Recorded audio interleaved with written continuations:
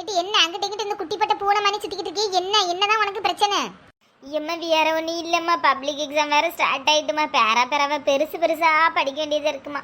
ஏம்மா ஒன்றுமே மண்டையில் ஏற மாட்டேங்குமா. நானும் நைட்டு பூரா தூங்காமல் உருண்டு பிறண்டு தரண்டு அரண்டு இப்படி இல்லாமல் படித்து பார்த்துட்டு, ஆனால் எப்படித்தான் எக்ஸாம் பாஸ் பண்ண போகிறேனே தெரியல. எம்மா 100க்கு 35க்கு மேலே எடுத்தாவே தான் பாஸுன்னு வேறு சொல்லிட்டாங்க. இந்த கல்வித்துறைக்கு என்னதான் நான் பதில் சொல்லனே தெரியலையே, ஒன்றுமே நான் படிக்கலையே.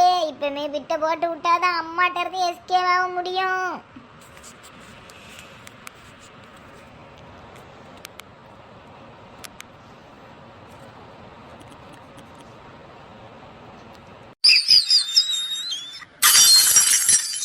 எம்மா அவ இப்பவுமே உங்கள்ட்ட விட்டு போட்டுவிட்டா தான் எஸ்கேப் ஆக முடியும்னு இப்படி பண்றாமா. அவங்க ஸ்கூல்ல நல்லா சொல்லி கொடுத்தாங்கம்மா.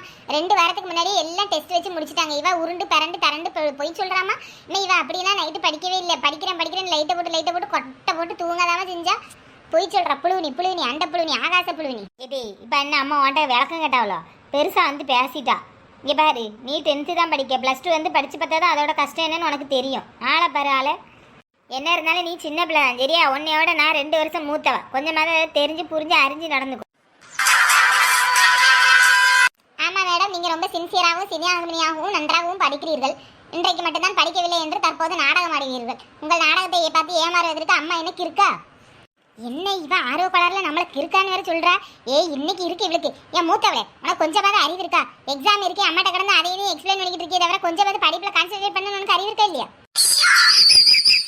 இதுக்கு பேர் தான் சொந்த செலவுலேயே சூனியை வைக்கிறதோ. நானே எனக்கு வச்சுட்டேன் பாரு. ஐயோ அம்மா என்னைய போட்டு இப்போ கொல்ல போறாவ. தாவளை தான் வாயாலேயே கெடுன மணி நான் என் வாயாலேயே கெட்டம் போல. இதுக்கு ஒழுங்கா படிச்சிருக்கலாமோ? ஒழுங்கு மரியாதையை போய் படிக்கிற வழியை பாரு. மார்க் வரட்டி இருக்கு, அதுக்கப்புறம் உனக்கு தொடப்ப கட்ட பிஞ்சிரும் பாத்துக்கோ. ஏற்கனவே அதை அடிச்சு பிஞ்சுதாமா இருக்கு. சரிம்மா நான் போய் படிச்சுட்டு வரேன். எம்மா இங்க பாரு, அக்கா படிச்சுட்டு வரேன். இங்கே தான் குட்டிப்பட்ட பூனை அடிச்சு தீட்டு இருக்கா. இவ்வளோ மோன இந்த ரூம் விட்டு வெளியில அனுப்பு. போய் ஒழுங்கா பெட்ரூம்ல போய் கதை சாத்திட்டு படிக்க சொல்லு. ஒன்றும் வேண்டாமே. அப்போ அங்கே வந்துக்கிட்டு என்னத்தையாவது பண்ணிக்கிட்டு செல்லை நோண்டிக்கிட்டு என்னையும் படிக்க விடாமல் பண்ணிக்கிட்டு உன் சோழி என்னமோ பாரு. நீ ஒன்றும் அங்கே வர வேண்டாம். நான் என் பெட்ரூம்லேயும் படிப்பேன், ஹால்லையும் படிப்பேன், கிச்சன்லேயும் படிப்பேன். உன் சோழி என்னமோ அதை மட்டும் பாரு. ஆமா நான் நீ பார்க்க தானடி போறேன் நீ படிக்கிறதையும்.